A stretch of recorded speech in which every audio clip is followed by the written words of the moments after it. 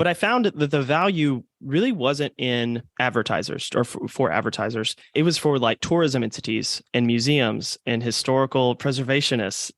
Hey, my feel good friend. Welcome to the Feel Good Social podcast. I'm your host, Kinsey, and oh man, I once again, as always, cannot wait to share today's guest with you. His name is J.R. Shaw, and he actually is a fellow podcaster who I happened to meet at this year's PodFest festival, or whatever it's called, conference in Orlando, Florida. It was super awesome. I got to go meet tons of great podcasters from all over the US who podcast about lots of different things. And JR was one of my favorite people to meet. He hosts a history podcast about Galveston, Texas. I can never say the name Galveston. Let me be honest with you. You'll hear me stumble over it in today's interview.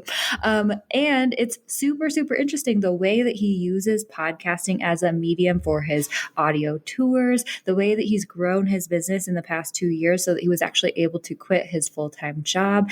And he's sharing lots of amazing tips with us about storytelling, about content creation, about how he uses video to promote his podcast on all the different platforms in all the different ways. And he shares some really awesome advice for showing up on video with confidence, because I know that can feel scary for a lot of us. So I know you're going to love my conversation with JR today.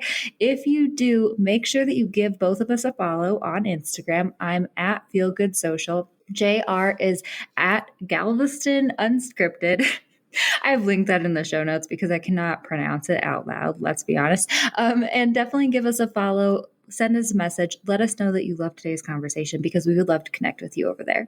All right, without further ado, let's dive right into this wonderful conversation with this awesome dude.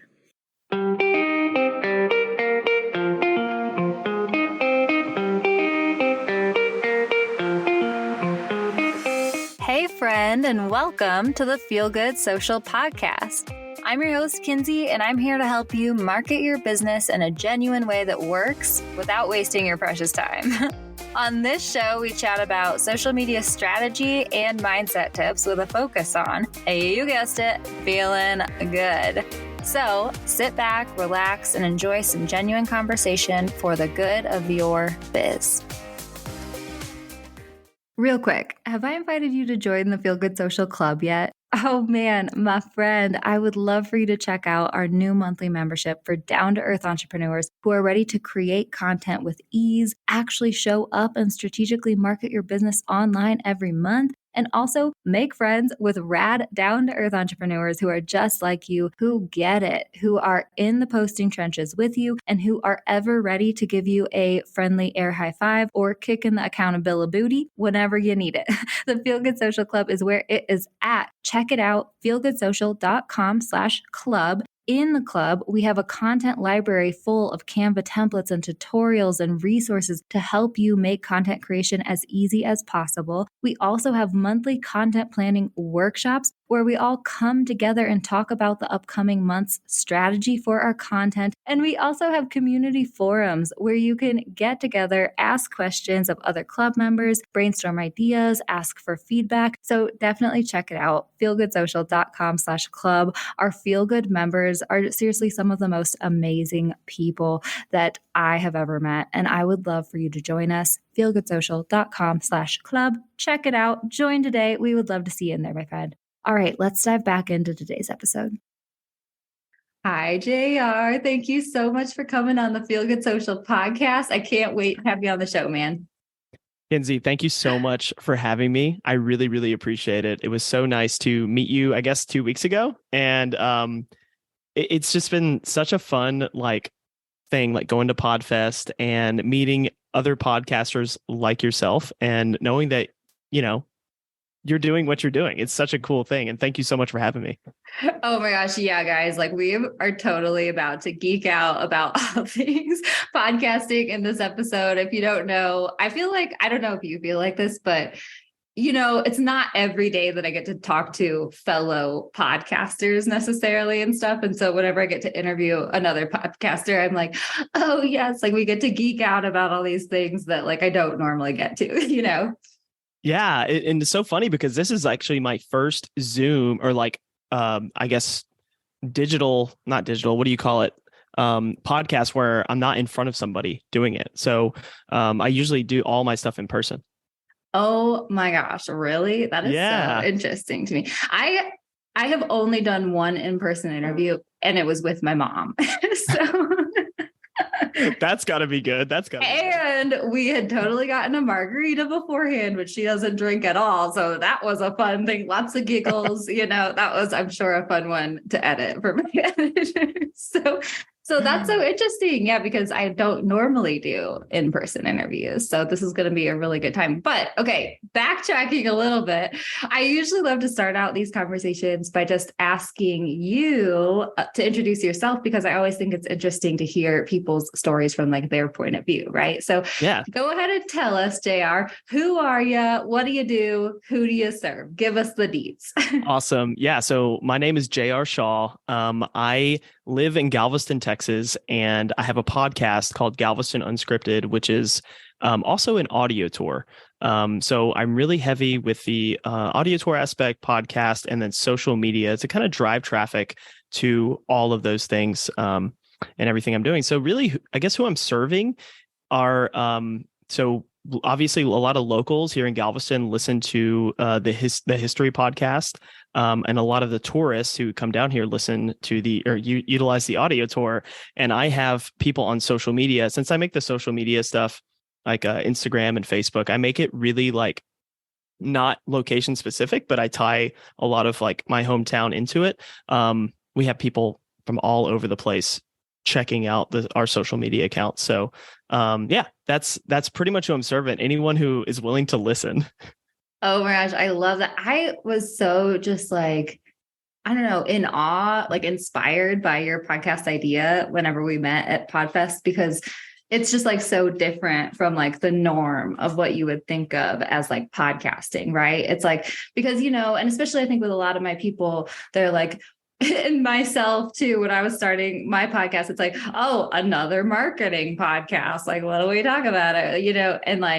And I think it's really, really interesting how like you're using this podcasting forum as like an audio tour, and also thinking about how can we expand audio tours into other towns and all that different stuff. And like the history angle too. Like, how did this idea come to you? Yeah. So the idea came to me. It wasn't just like it struck me one day. It's honestly been on my mind ever since I grew up. So I'll tell you a little bit about Galveston and myself. So I grew up between Galveston and the Houston area. If you guys don't know, Galveston, Texas Galveston is an island off the coast of Texas, about an hour south of Houston. So it's like Houston's playground. It's this super old historic community. One of the first major communities in Texas. And it has this amazing history. But a lot of people, when I was growing up, we would drive around Galveston and we would see these amazing old historic buildings, but they were kind of run down at the time in the 90s and early 2000s. And you would leave Galveston and go to Houston, and you would talk to people and they'd be like, ugh, Galveston, it's like this dirty little beach town, like, ugh, dirty little beach town. And it didn't sit right with me, because I always knew how important Galveston was in the past and all the amazing stories that came out of Galveston that not only built Houston, not only built Texas, but helped build the American West, including Colorado and Denver, Colorado, and a lot of those mining towns up there. So how it came to be essentially, during COVID, I started a running tour of Galveston when my wife and I moved back here in 2018. So I started this running tour, and we would run all over the place in the historic areas of Galveston. And so, it's COVID. I have all this time on my hands. I don't have to go to the office anymore. And I decide I'm going to create an audio guide for my running tour, just to be like a value added thing, really started watching like these marketing podcasts and videos and stuff like that. And like, how can I add more value and drive more traffic to my running tour? So I decided to build this running tour out. And the podcast aspect was a complete accident because as I was hosting, where I was hosting the audio ended up being Buzzsprout. And I was like, oh, I can just like push all these to a podcast feed. So that's pretty much what I did. And these little short audio tidbits, like 2, 3, 4 minutes, they started getting a lot of downloads in the Galveston area, in the Houston area, and Texas. And I just went all in on podcasting. So started interviewing local people, historians, authors, doctors, people who serve for historic preservation, and nationally. So not only just talking about Galveston, Texas, but making it relevant to the American story. So that's kind of my quick how I got started. But there are a lot of little tidbits in there too that we can expand on. Oh my God, totally. I know. Like, what question to ask next? Because it's like, I just think it's so interesting. I do want to dive into like your content, like how you plan your content and like the different formats of like the stories and the ideas and the different things too, because I think it's really hard sometimes for people to like figure out what the heck do I talk about every day, like and all this stuff. But let's talk a little bit first about like how you've kind of grown and expanded your podcast in a way. Tell us about like how you started bringing it into the Airbnbs and all that different stuff, because I think that's super cool too. Yeah, so I approached it since I had started approaching the Galveston Unscripted podcast from a different angle, not approaching it like a traditional podcast, like interview style.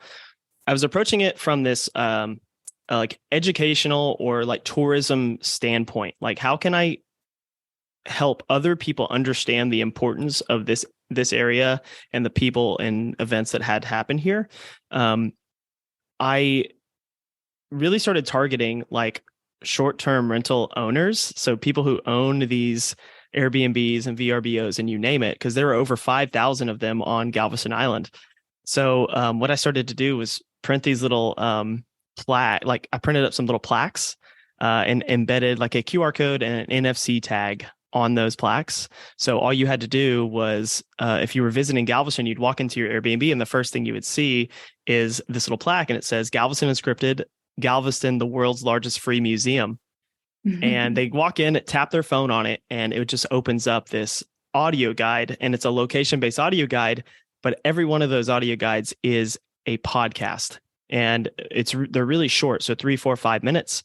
And I found out really fast that is something that not only provides value to the people who are staying in that short-term rental or in the short-term rental owners, but it perpetuates your entire podcast feed.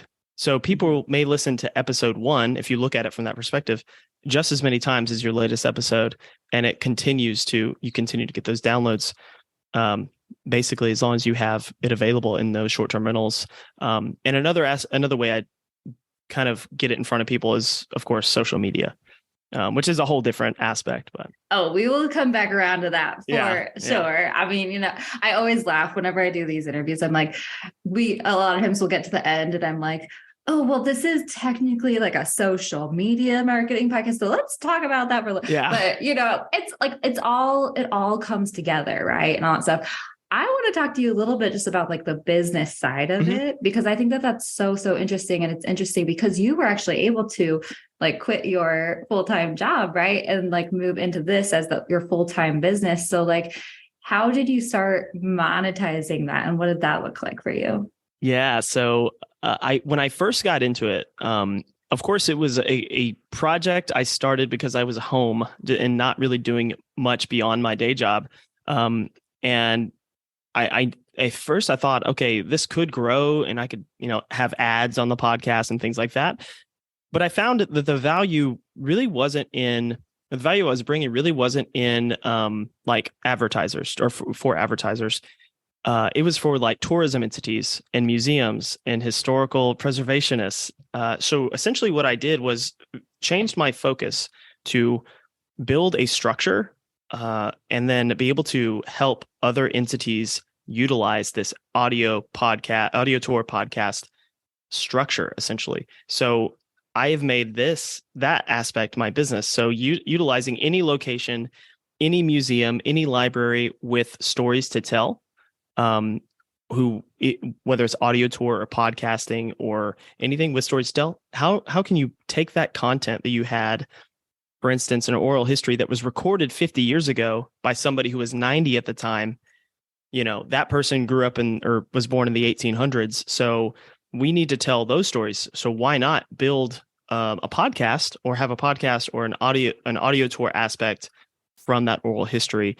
So that is really where I'm driving, doing that now. So, but that's what I'm doing now. But my first real partnership that led me to be able to quit my job was with the tourism entity here in Galveston, Visit Galveston. So they liked what I was doing so much. They're like, hey, we need a partner. And we wanted to start a podcast anyway. We just didn't know what to do. But you're doing what we want to do anyway. So essentially, partnered with them and started creating historical podcasts and content for them and their website. So so that's kind of how it's going. And now, I mean, I'm currently in talks with 3 other major entities through the country to do the same thing. So that is so amazing. Yay. Yeah. I get like so excited when I hear your story, because it's like so awesome and inspiring, Let's talk a little bit about like your content planning, right? Okay. Because I know you said that your podcasts are like little snippets, and I'm assuming like of history. And then you're also doing like some interviews with historians and all that different stuff. Have you played around with like different lengths for your content, or how do you like choose like what little snippets of history to share? Or what does that look like? Yeah, the funny thing about the content, so like, keep in mind, I've only been doing this about 1.5 years, right? So it changes every month, the way I approach the content creation and making and pushing, as these platforms change every week, it seems. So like, you never know what's going to work and what's changing and whatnot. But when I go and record this podcast, when it comes to content creation, and like, what am I recording today and tomorrow and the next day? When it comes to that, it's really just, so the way I approach it is, when I first started, I wanted to get as much content out there as possible. So for instance, you'd see a historical marker or know a story, and I would just record 2, 3, 4 minutes of that and put it out there. And I would do 2 or 3 of those a week. Now, for a podcast, like if you were to go to Podfest and tell people you do that, they're like, oh no, you need to publish weekly, bi-weekly, whatever, monthly, however. I didn't do that. I would post like 3 episodes a week, 4 episodes a week, because I wasn't viewing it as like trying to grow my audience through each episode. It was like, put it all out there. So this would be more of a repository for information than anything else, right? So it's where you host the audio for the audio tour is essentially what the podcast feed is. So that's how I started approaching it. When it got to the more video content, when I started recording the interviews and things like that, I got way more intentional with how I released episodes. So then it became I'll put out something weekly.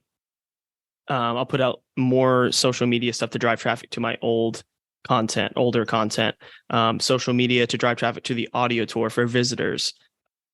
Of course, when I got the partnership with Visit Galveston, then it was like, okay, we're going to post every Friday. So then I aligned my podcast feed with their podcast feed, which I was in charge of. And I just released an episode on my feed every Friday, which one just dropped today, and an episode on theirs every Friday. So we actually have 2 Galveston Unscripted podcasts dropping every Friday, packed with historical content. What's nice about that is I was able to negotiate with Visit Galveston, and basically I get to utilize every piece of content I create for them. I use.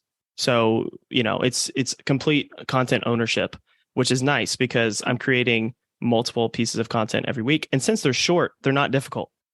They're not difficult to write. They're not difficult to record. And as you keep moving forward with your podcast, things just get quicker. You're able to do things quicker, more efficiently. But yeah, that's how I approach it now. Now we're releasing every week. But to choose what I'm going to do, which was what I really think you're asking me, is of course, with the partnership I have with Visit Galveston, we sit down and we plan out a content calendar for the year. So I know every week what we're going to be doing. what's really fun is I get to be creative on my own podcast feed, and just do whatever the heck I want. So I'll be walking my dog and I'll see a historical marker because there are hundreds of them on Galveston Island, hundreds. I'll see one that I've never seen before, take a picture of it, come home, do some searching online, and then create a podcast audio guide out of that. And then apply it, schedule it out for a few weeks later down the road, and it's set, and then apply it to the audio tour, and we're good to go. Wow. Very cool. Okay. I know so many things. Firstly, I would just like to point out as well that that was actually one of my bigger takeaways from PodFest as well. And it's something that I continually remind myself of and my listeners of and my people of is like, there are so many freaking rules out there, and you're always going to hear everyone's opinions and do this, don't do this, like shoulds, shouldn'ts, all that different shit. But like, it really doesn't matter that much. It doesn't. And that's like one of my bigger takeaways from PodFest, and also just like life in general is like whatever you hear online and however, like whenever you are going to do something new and you're listening to advice and you're doing research, like always remind yourself, like, how can I make this work for me? Right. And so exactly. I love that you're like putting out these little snippets and you didn't really follow the quote unquote rules in the beginning, because you don't necessarily have to. And especially with your content being so evergreen, being like this audio tour, yeah, it makes sense to like have more and like people go back and listen to it anyway. Like it doesn't necessarily matter quite as much that you're like not just like being consistent and having like a schedule every week. I also think it's like so interesting that like your kind of relationship with I can never say Galveston. Yeah. I have so much trouble. I feel like it's really interesting that you have kind of these dual podcast feeds, and it's really easy for you to repurpose the content across, and that you have permission to do that. Like that's very, very cool. And I also, okay. So that is so great when you're just like going on a run and finding your content ideas and whatnot. And you're also giving yourself permission to just make them very, very quick snippets. Yeah. I think a lot of people have trouble with that when it's like, especially, and I always relate things back to social media because that's where, my heart started and stuff. Yep. But it's like, people writing very long-winded captions and whatnot. And it's like, let's like break this caption up into like 4 different captions, for 4 different posts kind of thing. So anyway, those are some of the things I wanted to point out about what you just said. But I love that content creation plan that you have going. Yeah. And, you mentioned evergreen. I meant to say that. So evergreen for me is very important because I want I say content, but I want my, audio guides, audio tours, whatever you call them. I want them to be, if you listen to it today or 10 years from now, we're talking about history. So I want it to be providing like knowledge and value to you just as well 10 years from now. So I don't talk about current dates, current, happenings, nothing. If I say today, today, this, today, that, it's usually talking about like this century, so it's 99.9% evergreen within the audio guide tidbits. Yeah, which is really cool. I mean, that's how it really should be with talking about history and whatnot. But it is something to keep in mind, no matter what topic you're talking about or what you're creating content for. Like, being able to create content that isn't going to change necessarily over time. I usually talk a lot about like the bigger picture social media stuff because how Instagram is freaking changing every other week. And every day. Yeah. And so it's like, okay, how can we think about a strategy for ourselves and apply it in a way that isn't going to be platform and tech dependent necessarily, Yep. Yeah. And I wanted to say, you mentioned it, like podcasts with rules, right? I very respectfully say, rules are meant to be broken. They really are. Rules aren't for everybody. If I were to start just a basic history podcast and put it out once a week, there's no way I would have grown this fast. You gotta, it's like guerrilla warfare is exactly what social media and podcasting is. So if anyone's telling you about rules this, rules that, besides like audio quality and things, and like production, maybe there really is there's no limit to what you can do. Podcasts are limitless and you can apply them in darn near any way. So I know. I love that so much. Getting scrappy with your marketing. But Yes. I love it. yeah. I come from the streets, so you know how it is. Big Oh streets of gosh. Galveston. Galveston. I mean, yeah, he is. He's bringing it from the streets, guys. Oh man. Okay, let's talk about yes, promotion. Let's get a little into social media video content because I know that you have recently started like exploring more maybe with like not only doing the video podcasting but also then like turning those into video content for reels. And do you do TikTok? Did we talk about that? I forget. Oh yeah, TikTok. Yes, I do, and that was one of those things where, I'm 31, and I'm like straddling that generation between listening to people in their 50s and listening to people in their early 20s or late teens, where it's the best thing or it's the devil, right? So it's one or the other. So um, I was, I guess, a late adopter to TikTok, but when you see reels, when you see Instagram reels and then YouTube shorts following the TikTok way, there's something going on. So it's like, what is the trend here? Follow it and jump on it. So it's a risk versus reward thing, I guess, if you talk to the 50-year-olds.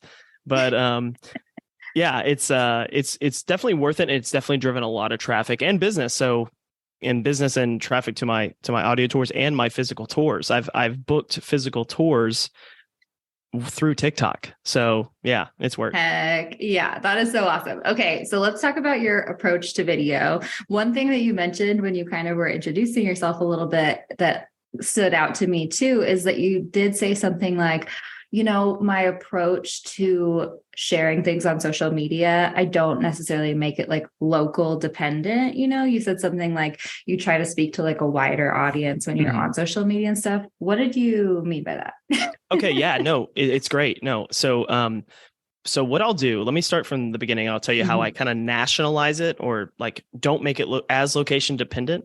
Yeah. So, what I do is I'll try to identify a topic, person, place, or thing.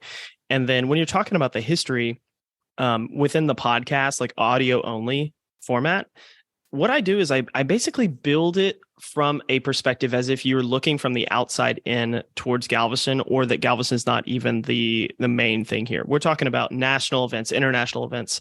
And I tie what's going on in the world to what happened in Galveston. So if you happen to stumble upon an audio guide just randomly on the internet or randomly on your Spotify feed, it's relevant to you if you live in Denver, if you live in New York, if you live in Bangladesh, trying to like understand what's going on if you're looking up that topic.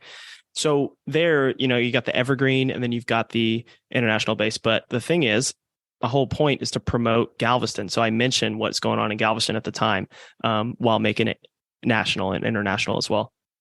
So there's that aspect. That's how I approach it. So when I take that to video, especially reels, so what I'll do is drop about a minute of that audio. I'll trim it up, maybe a minute and a half, trim that audio up, drop that audio into Canva, and then build a fun visual around it.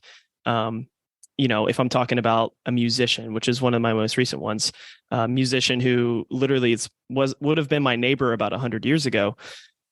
She ended up going to Juilliard and was one of the first American women allowed into this school in Paris. So I had photos of her. I had photos and videos, stock photos of videos of pianos, which she was good at, music.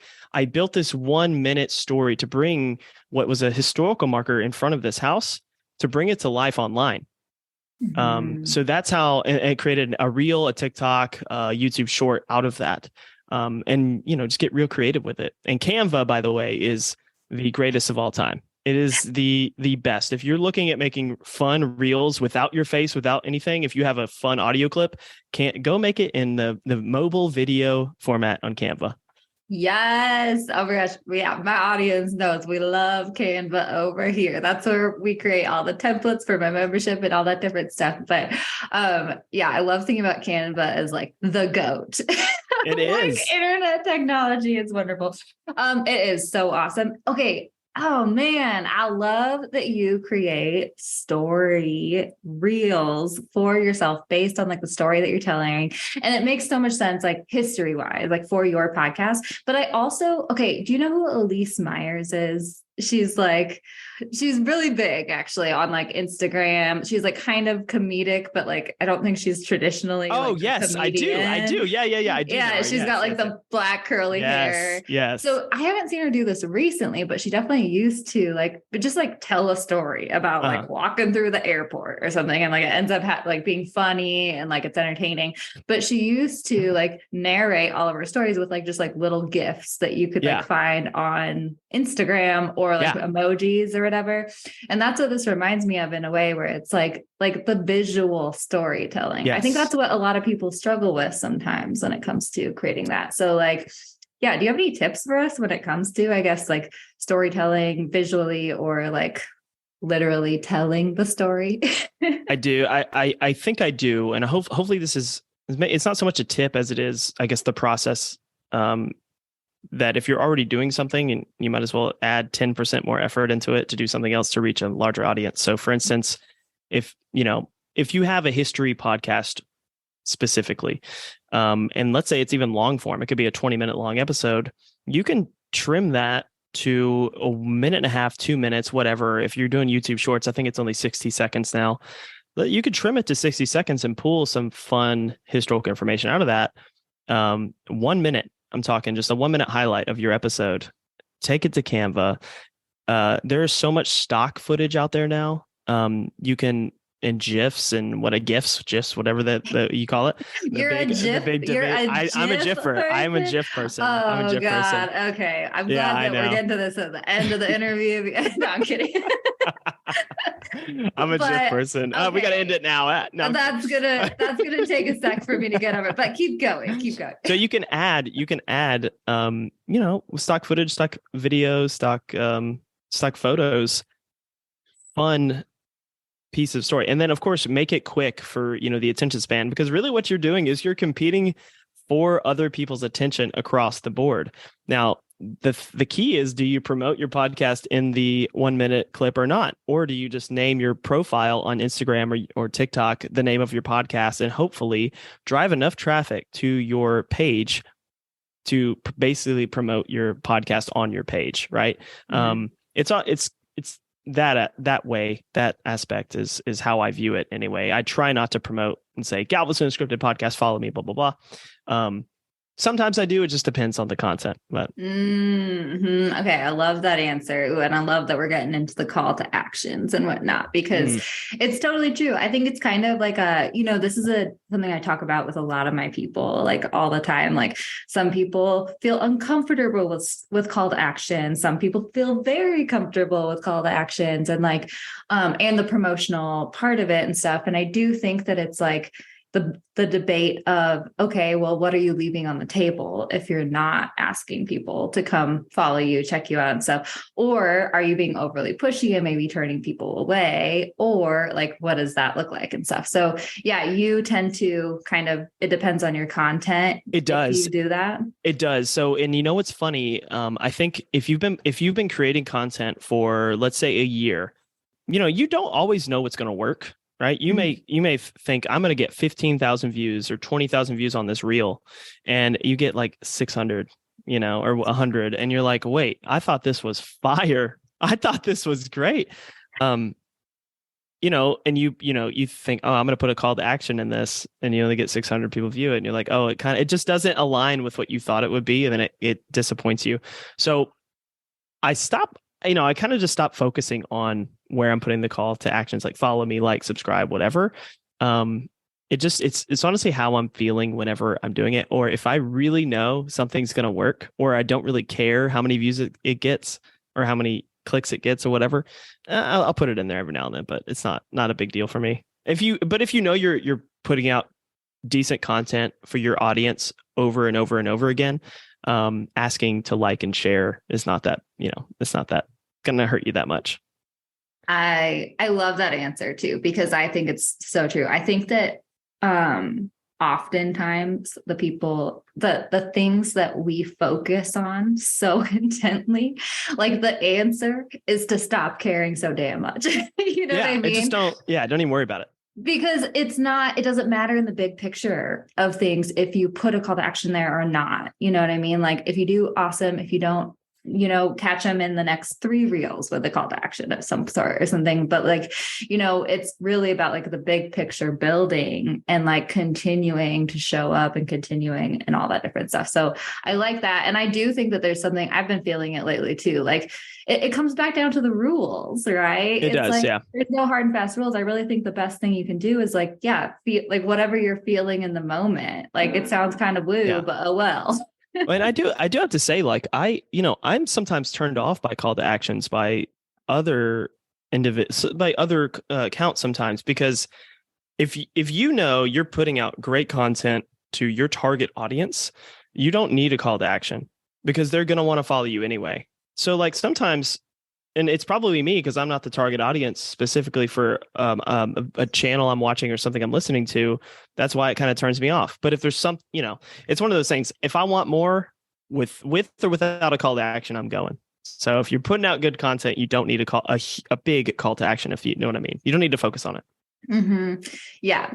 Yeah. And it really does. Exactly. It depends on the topic that you're talking about. It depends on what your goals are in your business right now. It depends on the format that you're putting it out there in, right? Like, for example, I hardly ever will put like straight up call to actions in my Instagram stories, but that's one of the best ways for me to get inquiries for certain things is through just like sharing things that make people curious in my Instagram stories and whatnot. Right. So I'm so glad we got on this little like somewhat of a tangent. Okay. Last question, because I could talk to you all day and all. Yeah, of course. I can't promise this will be the last question either, because I got all day. All day.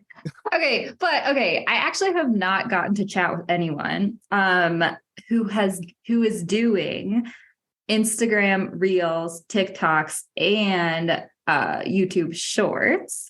And I myself have not played around with YouTube Shorts at all because I just like am like one of those people like I can't handle it right now. Maybe like next month I'll be able to take a look at it.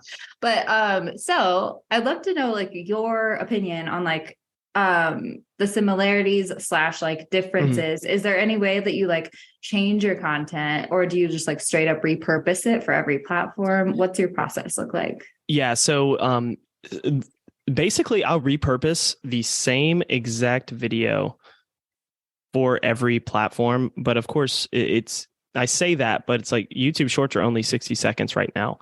I think TikToks are like 4 or 5 minutes. It's wild. And then Reels, I think, are 90 seconds now. I can't remember, but they're all a little bit different. So I try to keep it all relatively short. But yeah, I will take a lot of like video now, and then like as I'm walking around Galveston, take tons of video, talk about it, put in some captions, and then put the same thing on Instagram, TikTok, and YouTube Shorts. Sometimes I'll change it up a little bit by adding different, text to the actual like TikTok or Reel. The YouTube Shorts, honestly, I'm starting to build my YouTube audience, and I'm not getting much on YouTube Shorts. So it's not, I don't get nearly as much traffic as I do on Instagram and TikTok. But I think just the algorithms are different across each platform. So it really just depends. Yeah. Okay, cool. Okay. Good to know. And for sure, it's like with the YouTube Shorts, sometimes Pinterest started doing something with like idea pins formatted like Reels. And I don't even know like if that's still happening or not, but it's like, but I think that sometimes platforms try to copy each other and like see if this will work or if it won't. And like YouTube people are used to the YouTube videos. So we will see what happens there. But thanks for clearing that up for us. Because you'll hear a lot of people online being like, well, Reels are different, or like start with TikTok, or, there's lots of different things. Yeah. Well, let me say, like, if that idea that something's, different, or you have to be perfect to that platform is keeping you from posting, you're only hurting yourself. Just post. Just post. It doesn't, if you make something in TikTok and it has the TikTok thing, and you don't want to post it to Instagram because it's going to hurt the algorithm, who cares? It doesn't matter. Post it anyway, because a few people will see it. Right? Just post. It doesn't matter. Don't not post because someone told you it's not good to post the same thing across every platform. It's gonna work. Just do it. Mm-hmm. You know, I am like laughing over here because the original name for this podcast was going to be Posted Anyway. Post it anyway. Post it anyway. Just do it. Yes. Because you know what happens when you post it, you either get you get feedback either way. Mm-hmm. So you not posting something is hurting you. It really is. Yep. Doesn't matter what it is. Thing. Yep. I love that. Okay. Yeah, okay. Yeah. Anyway, go ahead. Sorry. Final question. Probably. But you know, I think that you do have a really great like presence. Like, I think that you're like really well spoken. I think that you do really great on like video and whatnot. Thank you. Too. Have you always been kind of confident in front of the camera, or like, do you have any like tricks that you've like, or have you gotten confident over time, or do you know what I'm trying to ask right now? I do. Okay. And let me tell you, I do know exactly what you mean. And so everything you see here is an accumulation of a lot of different things through my life. So when I was younger, I wasn't deathly afraid of speaking in front of people, but I was not the outgoing child that people are stunned when I say that now, because now I'm a full extrovert. But, you know, I remember vividly a couple times when I was younger, my mom worked for a police department, and they would have all these groups come from all around the area. Mm-hmm. And she would ask me to go up and talk about specific subjects on our town, which was Texas City, right across from Galveston. And I would have to do that. And I'd be like, what am I going to talk about? And like, I wouldn't be good, obviously, but I think just being able to sit in that discomfort and like, you have to do it anyway is the most important lesson I learned, you know? So as I was, past, let's say 5, 6, 7 years, I would get a little bit better because, you know, I kind of found my personality, found myself after college, and like, I got into sales a little bit and got comfortable with people saying no or judging me all the time or whatever. It's like, who cares? You're going to judge me anyway, no matter what I'm doing. There's that. And then what really brought me out of my shell to be good in front of people were two things. I got asked to teach a spin class, actually. So I was a spin instructor for like 2 years, and which I actually only just stopped because I got so busy with this podcast.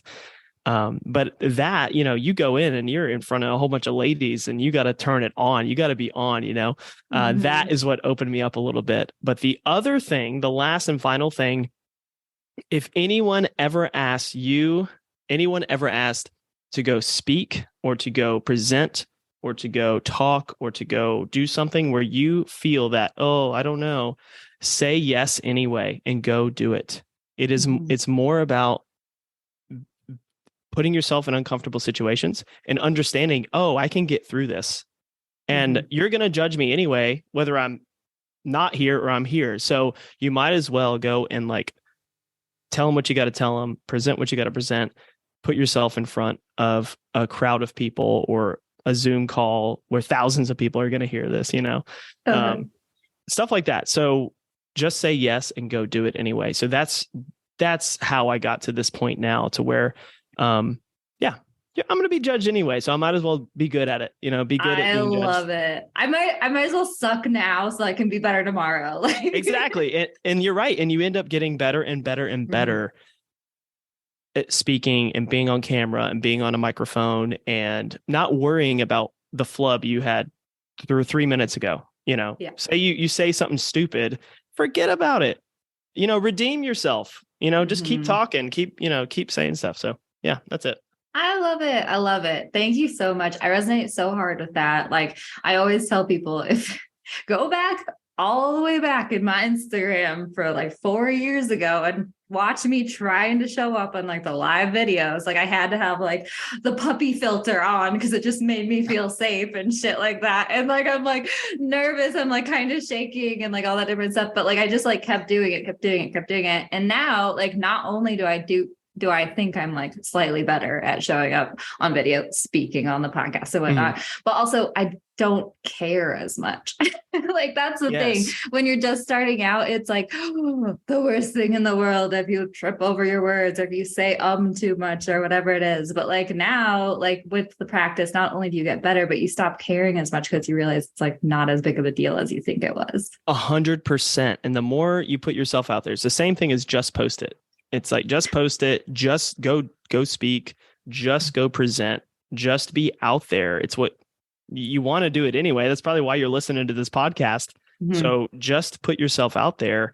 And you truly can transform into a podcaster or a marketer or whatever into a public speaker just by saying yes, Yeah. and that's what's happened to me now, because I legit have public speaker on my resume, which is the oddest thing ever. I'm like, okay, I love it. And next year at Podfest, man, you're going to be up there.